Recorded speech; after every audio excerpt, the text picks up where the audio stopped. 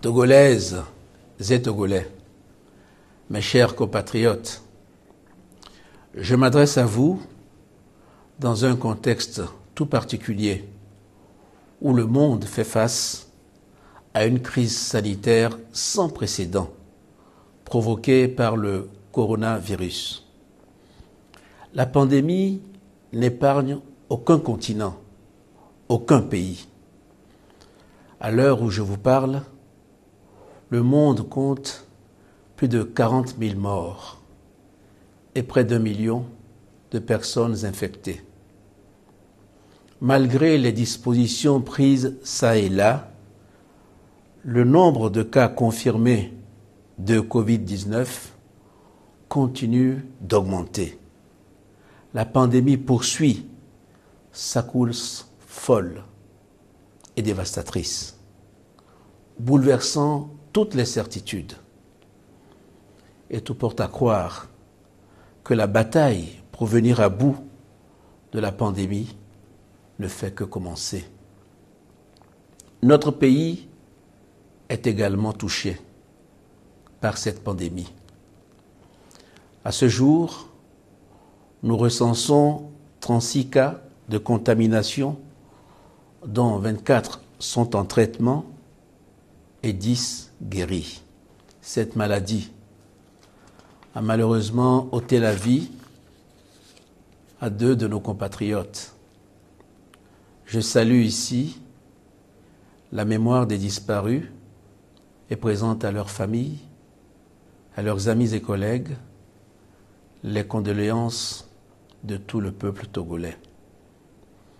La situation est de toute évidence inquiétante face à un virus particulièrement dangereux. Je comprends donc qu'elle suscite des peurs et des angoisses.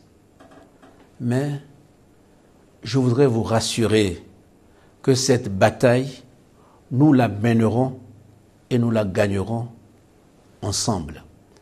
Avant la survenue du premier cas dans notre pays, nous avions déjà appréhendé le mal et mis en place un comité de crise que je préside et qui se réunit régulièrement pour évaluer la situation et prendre les décisions qui s'imposent. Par ailleurs, j'ai institué par décret une coordination nationale de gestion de la riposte au Covid-19. Elle est chargée d'assurer la coordination interministérielle de la mise en œuvre des décisions du gouvernement. Elle est l'échelon intermédiaire entre le comité stratégique et les différentes forces engagées dans la riposte au niveau des préfectures. Aussitôt le premier cas confirmé, nous avons pris des mesures de prévention et de restriction pour limiter la propagation du coronavirus dans notre pays et protéger nos populations. Suspension des vols internationaux en provenance des pays à haut risque. Fermeture des frontières, des écoles, des universités et des lieux de culte. Interdiction des rassemblements. Réquisition d'établissements hôteliers pour accueillir les cas suspects. Bouclage de certaines préfectures de notre pays, etc. Des structures sanitaires sont identifiées sur toute l'étendue du territoire pour accueillir les personnes testées positives au coronavirus. J'ai instruit le gouvernement de renforcer les moyens de ces structures pour faire face à la situation. Nous avons reçu des équipements de protection et des tests de dépistage aux normes de l'Organisation mondiale de la santé pour accroître notre capacité opérationnelle à Lomé et à l'intérieur du pays. Toute personne présentant des symptômes du coronavirus peut ainsi se faire dépister de manière totalement confidentielle, rapide et surtout gratuite. Togolaises, Togolais, vous avez certainement mesuré l'ampleur du malheur qui frappe nos pays. Au Togo, il est de notre devoir de prendre toutes les dispositions pour ralentir, maîtriser et mettre un terme à l'expansion de ce fléau. Je ne lésinerai sur aucun moyen. C'est le sens à donner à toutes les actions que nous avons entreprises depuis lors. Et c'est dans cet esprit que nous avons mis en place un collège scientifique dont la mission est de nous éclairer sur les meilleures dispositions à mettre en œuvre et les protocoles à utiliser pour soigner nos malades. Mes chers compatriotes, face à la pandémie, notre stratégie est d'intensifier la surveillance et les tests en laboratoire, de sorte que les porteurs du virus puissent être rapidement identifiés et pris en charge de manière adéquate afin de rompre la chaîne de transmission. Pour démultiplier les dépistages, nous renforcerons le dispositif, d'une part avec l'acquisition de tests rapides et d'autre part avec des laboratoires mobiles à l'intérieur du pays. Le gouvernement a pris par ailleurs toutes les dispositions pour doter les personnels soignants qui sont au front de matériel de protection afin d'éviter qu'ils soient contaminés. Et ceci se fera de manière permanente tout au long de la bataille que nous menons ensemble contre le virus. Je voudrais ici rendre hommage au personnel soignant pour les sacrifices et le dévouement dont ils font preuve en ces moments difficiles. Je comprends qu'il y a eu des moments de doute, de frustration et même d'inquiétude au début de cette crise.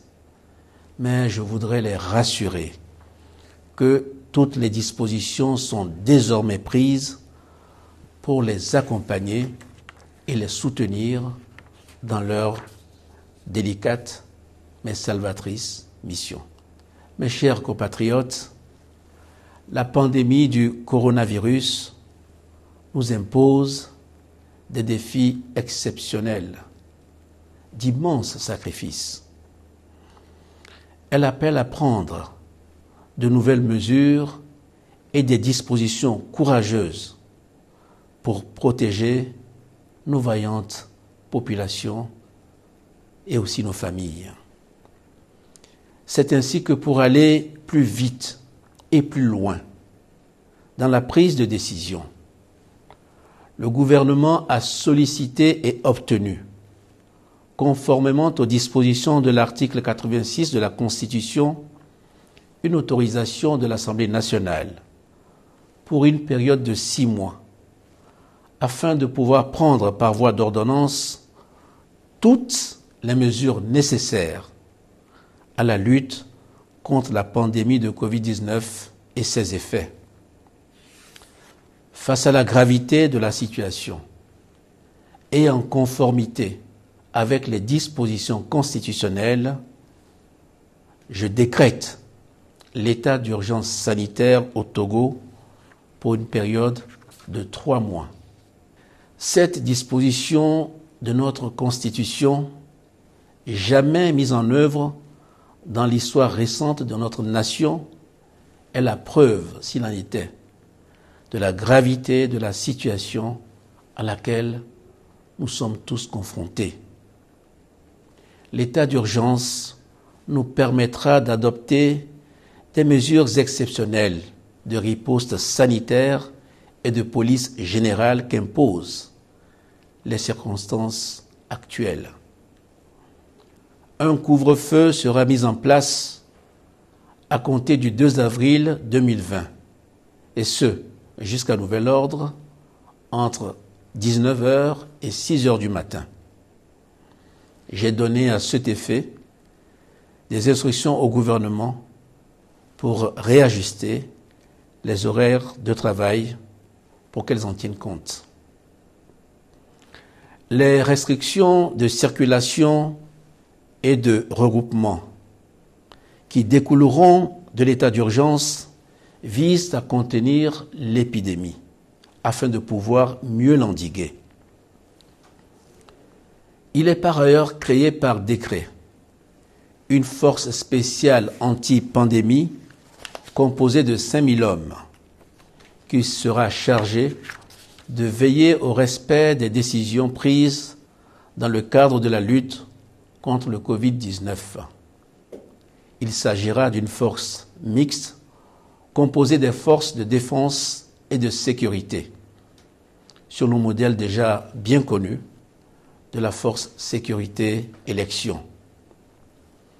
Je sais pouvoir compter sur notre sens collectif de civisme pour appliquer l'ensemble des mesures prises qui nous permettront de remporter la bataille contre cet ennemi invisible. Aucun écart ou manquement ne sera toléré. Selon l'évolution de la situation, d'autres dispositions pourront être prises. Il s'agit de mener une véritable bataille contre le coronavirus. Cette bataille, j'en suis convaincu, nous la gagnerons. Nous n'avons d'ailleurs pas d'autre choix. Mais pour la gagner, il nous faudra respecter les mesures prises et faire preuve d'une grande discipline collective. Mes chers compatriotes, notre pays a une histoire particulière.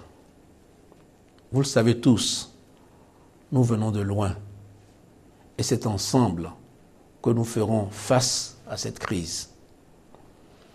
En 2005, après des années de crise politique et économique, la pauvreté avait atteint un niveau élevé dans notre pays.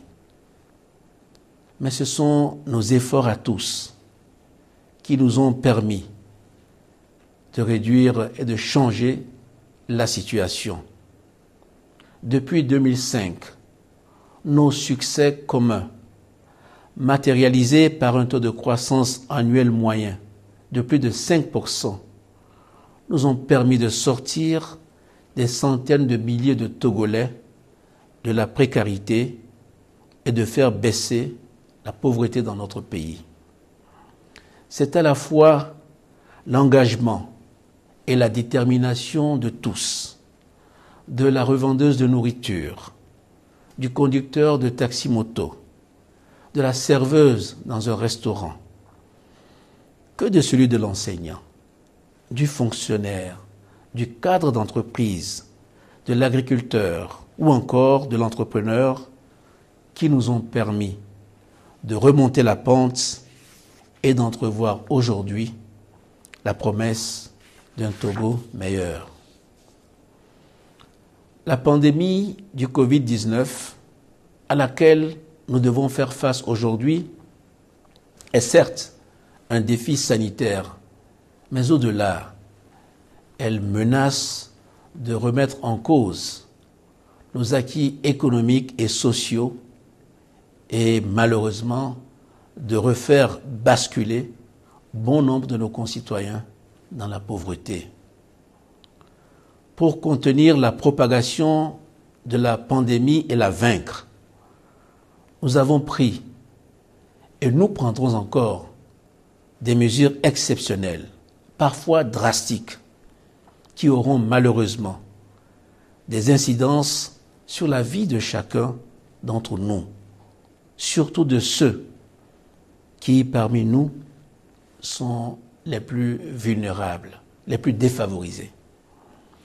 Nous sommes face à un risque de retour en arrière de résurgence de l'extrême pauvreté, mais j'ai foi que plus que jamais, ensemble, nous prendrons le dessus.